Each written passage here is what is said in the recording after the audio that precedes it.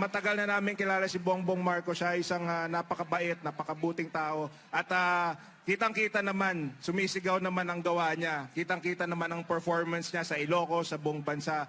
Kaya ako, malaki ang respeto ko and my admiration for Bongbong Marcos.